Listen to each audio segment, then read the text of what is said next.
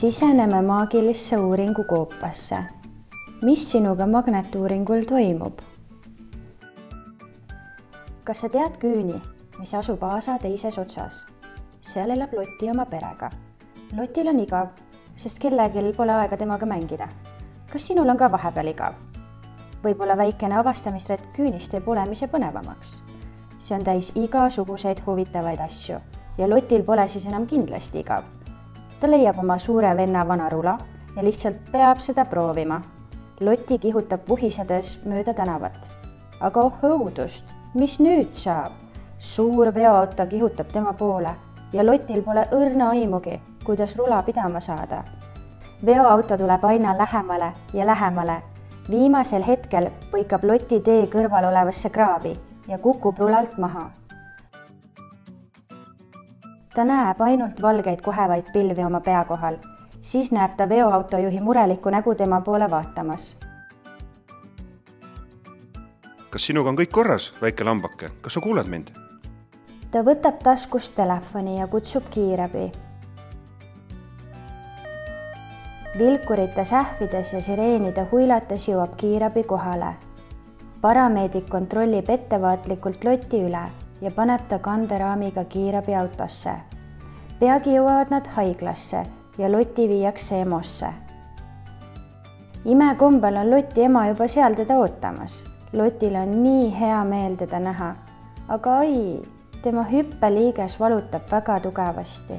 Arst ei saa veel aru, kas Lotti hüppeliiges on murdunud või lihtsalt välja väänatud. Arstid ravivad välja väänatud hüppeliigest teistmoodi kui murdunud hüppeliigest. Et näha, mis päriselt Lotti jalaga toimub, tahab arst teha talle MRT-uuringu. Mis see MRT-uuring on? Arst seletab lahkelt. MRT tähendab 3 sõna: magnetresonantstomograafia. Meie koopa sees on hiigelsuur magnet, siit tulebki esimene sõna. Seda kaitseb väline kiht, magnet seal sees on väga tugev ja tõmbab endaligi kõike, mis on metallist. Sina lamad erilisel laual, mis libistab sind sujuvalt koopa sisse, nagu rong sõidaks tunnelisse, ning siis hakkavad meie imelised magnetkoopa päkapikud tööle. Magnet töötab järgmiselt. Magnetil on 2 poolust, põhi ja lõuna.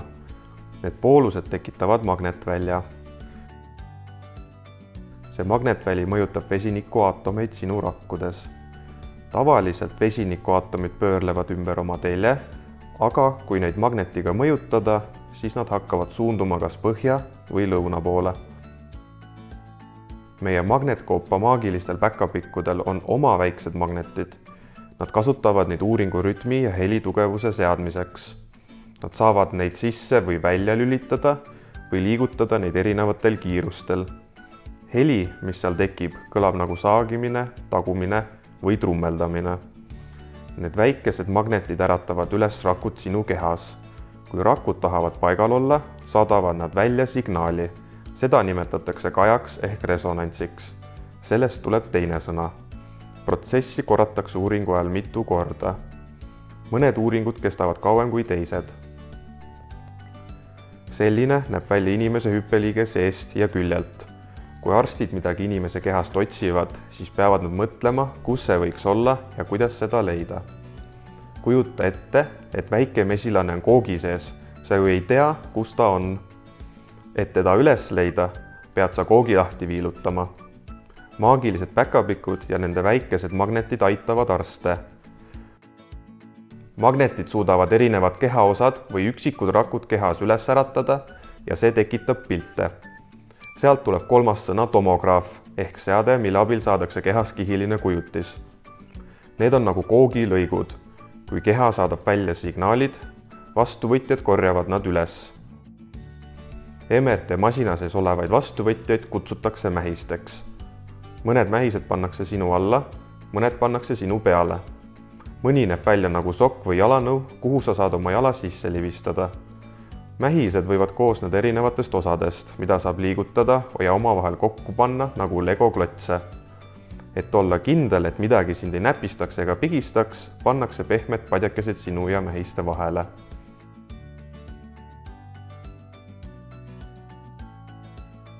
kui mähised on signaalid sinu kehast kätte saanud, siis kiired arvutid korrastavad need ning panevad kokku kihtidest pildid. Tulemuseks saame pildid sinu keha seest. Maagiline arst saab siis neid pilte arvutist näha, et teha kindlaks, kas piltidel on kõik, mis seal peaks olema. Siis arst näeb, kas sul on midagi viga või mitte. Osade uuringute jaoks on sul vaja ka võluvedelikku, mida kutsutakse kontrastaineks. Vedelik reisib mööda sinu keha veresooni. See aitab su arstil näha, millised rakud on terved ja millised võivad olla haiged. Kuidas see töötab? Esiteks ma seon kummipaela tihedalt ümber sinu käe. See aitab näha veresooni, mis on sinu naha all. Siis ma puhastan su käe ära. Pärast seda tunned sa kerget nõelatorget.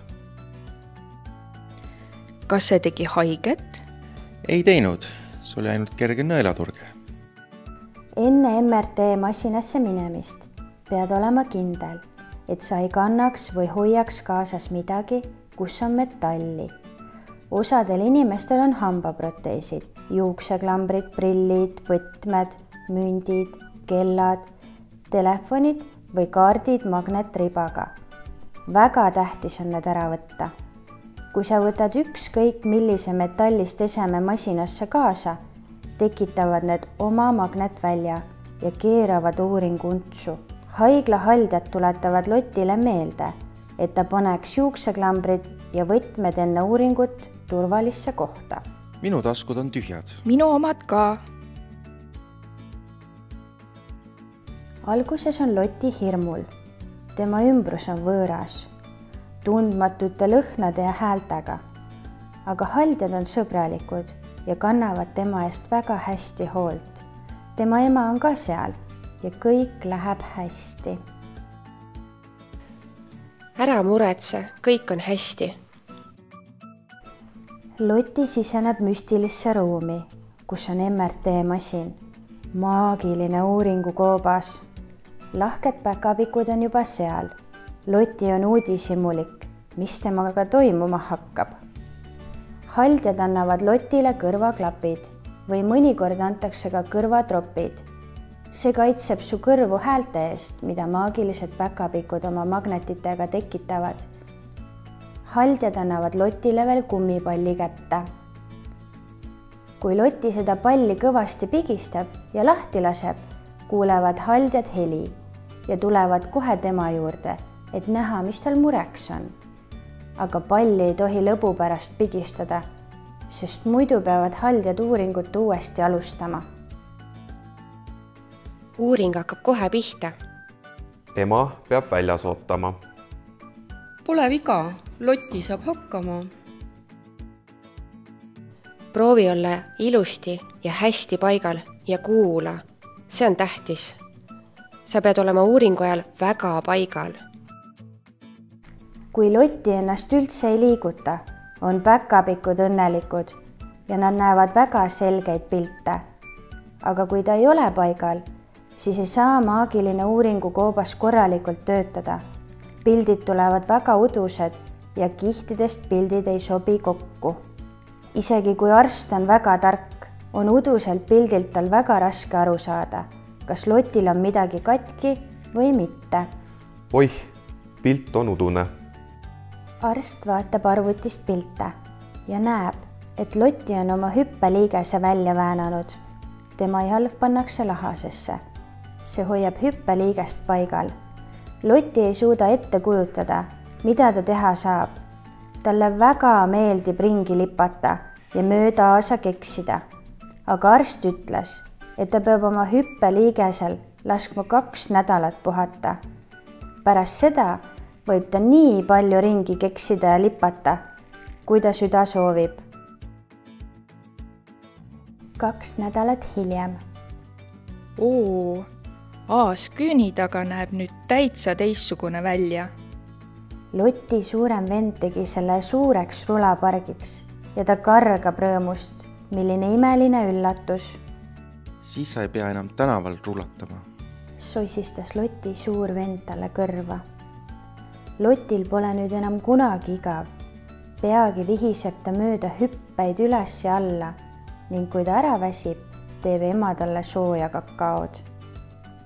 Sel öösel näeb Lotti unes, kuidas ta lendab haiglasse suure venna rulaga ning ootab maagilist arsti ja päkapikke. Mul on nii hea meel, et mul on nüüd kõik korras. Pomiseb ta unes. Rulaga sõitmine on palju lõbusam kui lonkamine.